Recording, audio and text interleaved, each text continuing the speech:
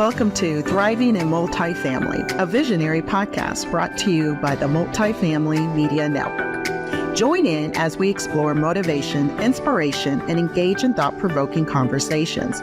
We provide actionable ideas to help you establish a solid foundation to achieve your career goals. I am your host, Lissi Daniels, and I'm excited to bring you inspiring stories that will empower you to reach your full potential. Hi, everyone, and welcome to Thriving in Multifamily and Life. I am your host, Lissi Daniels, and this episode is brought to you by Multifamily Media Network. How is everyone doing? So today I wanted to kind of touch base and elaborate a little bit more from my last solo podcast of the journey of growth and like really kind of dive into it. I kind of gave you like a good little segment piece of it, but now I kind of want to talk a little bit more, and I'm trying to where I want to do this frequently, where we have these conversations and we talk about my journey and how I can unravel and help anyone or inspire, encourage, or empower anyone out there. That is something that I truly love. So today I wanted to kind of dig into the journey of why the process matters more than the destination.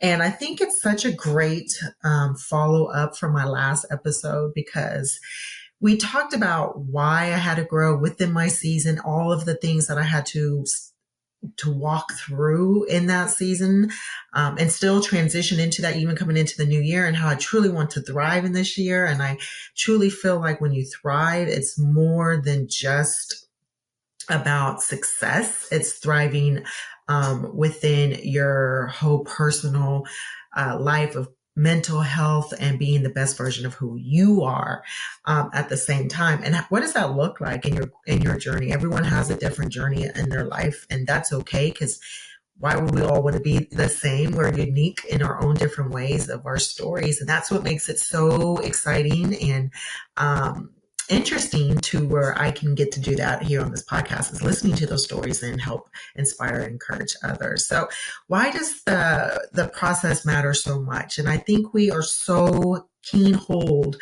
on focusing on the bigger picture, right? The big goal. Trust me, I was at the same time, almost 2 years ago, when I decided to step out and become a speaker. I was like, I got this, I can do it. Nothing's going to stop me. I was energetic. And then of course, life stops you, things happen, challenges happen. And you have to realize, how do you overcome those challenges and still stay mindful and keep pushing forward when you don't see it happening as fast as you want to?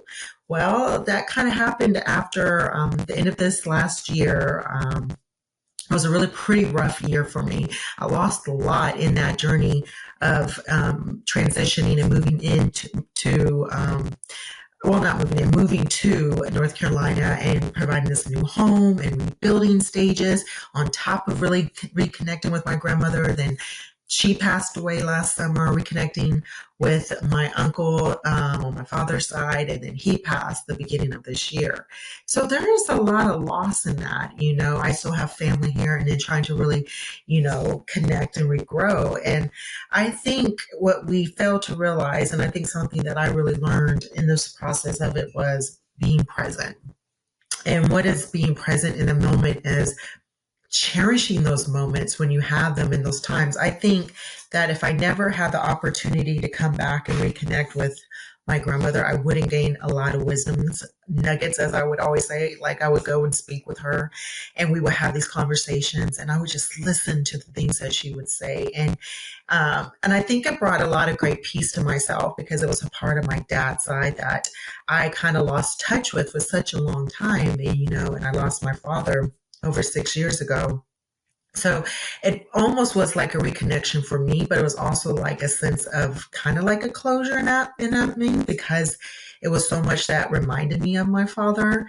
And I think vice versa with her, with me, with my dad too. So I think it worked both ways, to where when we reconnected, it was that sense of peace in a way, to where I learned a lot in such a short span of a time frame.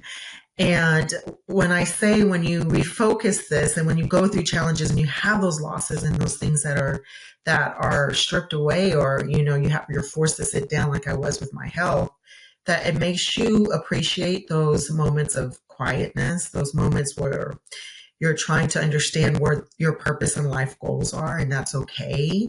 Especially someone who's always been so driven, so hard in her life for years, and to not know where my next steps or where I'm doing or how everything is going to pan out is one of those situations. I think I'm not the only one. I think that's what inspired me to really talk about just the journey itself, but just my journey, and hopefully I can help someone else. But you want to enjoy the process of it, because I think that's where you can kind of take in, like I mentioned before, the little milestones, this normalizing the small steps, and knowing that every little step is what's progressing you to be something bigger and something to where you can grow and build into. I know I need to take my own advice, which I kind of do sometimes.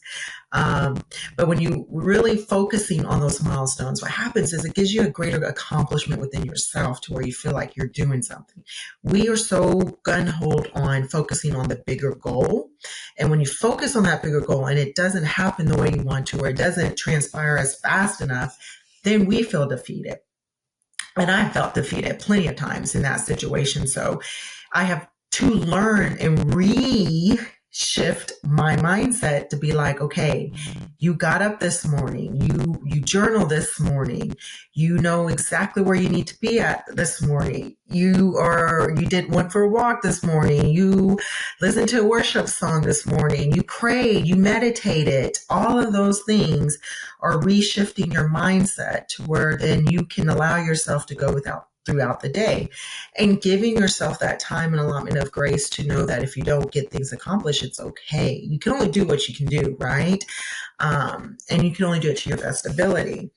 And so I had to learn that through this process of that, and knowing that I will get to my destination. It may not be the quickness that I want to, or the level where I want to be at, but it doesn't mean you stop, because I always feel like whatever is placed in your spirit or in your heart, it's meant for it to come into fruition. You just got to trust and believe that within yourself, but also within the process of it too. So trust the process, because it may come, but it's not going to come on your timing. It's going to come on the timing that it's supposed to.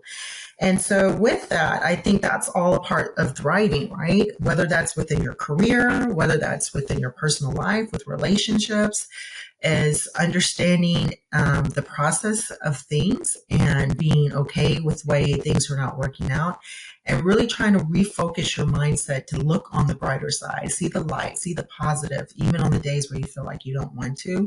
Just find that little ounce of it. I think that's the most important when it comes to within your mental health.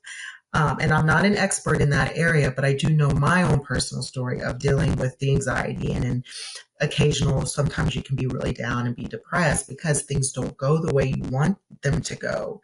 But you got to continue to push forward, right? And have that support and someone to actually talk to. So I will encourage that as well.